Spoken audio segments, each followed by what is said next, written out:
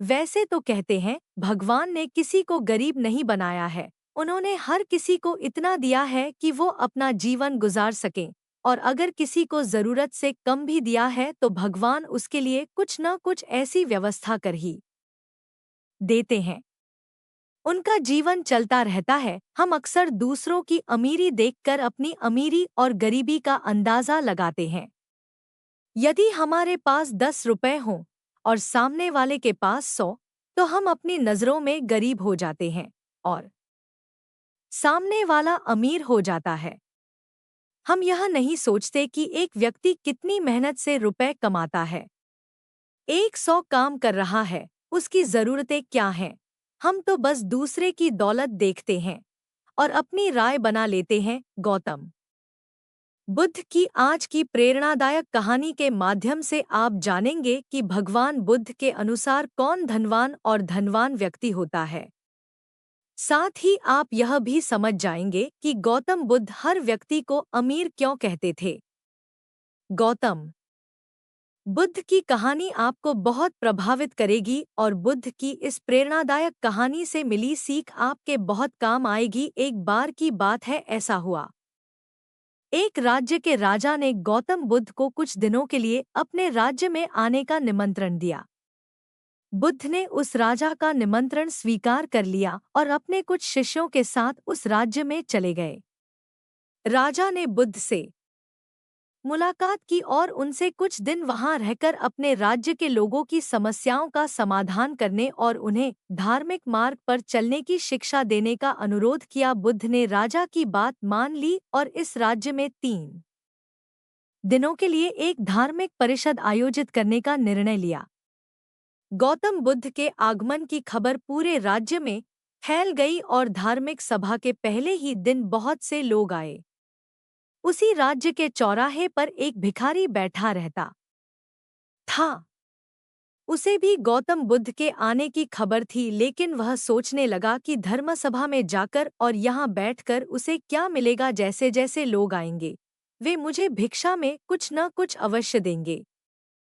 पहले दिन कई लोग आए और इस भिखारी ने अच्छी खासी कमाई की। अगले दिन फिर वही क्रम जारी रहा। भिखारी ने भीख मांगने के साथ साथ यह भी देखा कि धार्मिक सभा में जाते समय लोग उदास और दुखी हो रहे थे और उन्होंने उसे कुछ दिया भी नहीं। जब वह बुद्ध से मिलकर वापस आता है तो बहुत खुश दिखता है और खुशी खुशी भिक्षा भी देता है। यही सोचते सोचते दूसरा दिन भी बीत गया।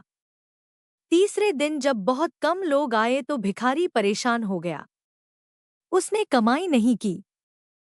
उसने सोचा कि बुद्ध तो सबकी समस्याओं का समाधान दे रहे हैं, तो क्यों ना मैं भी उनके पास जाऊं और अपनी गरीबी दूर करने का उपाय पूछूं। ऐसा सोचकर वह भी धर्मसभा में गया, लेकिन वहां लंबी कतार थी।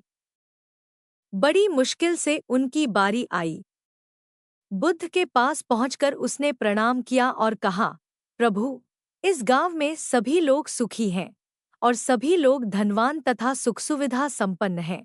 फिर मैं गरीब क्यों हूँ? तुम गरीब हो क्योंकि तुम हमेशा दूसरों से मांगते रहते हो लेकिन कभी किसी को कुछ नहीं देते हो। भगवान बुद्ध ने उस भिखारी को देखा।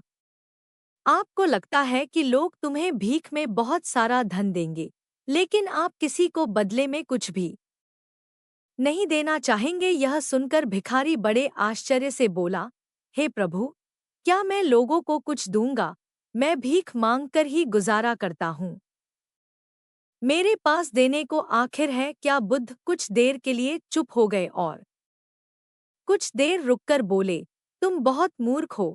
भगवान ने तुम्हें और हम सभी को किसी को देने या दूसरों के साथ बांटने के लिए बहुत कुछ दिया है। आपने एक मुस्कान दी है जिसे आप दूसरों के साथ साझा कर सकते हैं और उन्हें आशा और उम्मीद दे सकते हैं।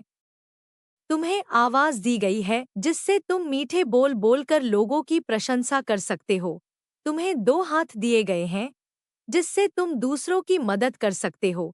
तुम्हें एक स्वस्थ शरीर दिया है जिससे तुम भीख मांगने के बजाय कड़ी मेहनत कर सकते हो। जिस व्यक्ति को भगवान ने बिना किसी कमी के ये चीजें दी हैं, वह कभी गरीब नहीं हो सकता।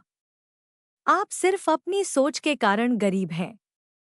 जैसे ही आप इस सोच से बाहर निकलेंगे, आप खुद को दूसरों की तरह अमीर समझने लगेंगे और आपकी जिंदगी भी बेहतर हो जाएगी। दूसरों की खुशी देखकर अपनी तुलना दूसरों से न करें। भगवान ने सभी को अमीर बनाया है, बस जरूरत है तो अपनी सोच सुधारने की। भगवान बुद्ध की बातें सुनकर मनुष्य को अपने जीवन का मूल्य समझ में आया और वह उनके द्वारा दी गई शिक्षाओं के अनुसार अपना जीवन जीने लगा। जब हम सभी अपनी तुलना दूसरों से करते हैं या दूसरों को खुश देखते हैं, तो हमें लगता है कि हमारी जिंदगी खराब है और बाकी सब मजे कर रहे हैं। हम अपने जीवन में कभी भी अच्छी चीजों पर ध्यान केंद्रित नहीं करते हैं। हम कभी यह नहीं सोचते कि भगवान ने हमें स्वस्थ शरीर दिया है, जो सबसे कीमती चीज है। आप कितने भी अमीर क्यों न हो, अगर आपका शरीर उपयोगी नहीं है तो वह पैसा भी किसी काम का नहीं है। और वहीं अगर आप गरीब हैं लेकिन आपका शरीर बिल्कुल स्वस्थ है, तो आप अपने आप में एक अमीर व्यक्ति हैं। कोरोना काल में हम सभी ने देखा है कि पैसे से ज्यादा जरूरी स्वस्थ शरीर है।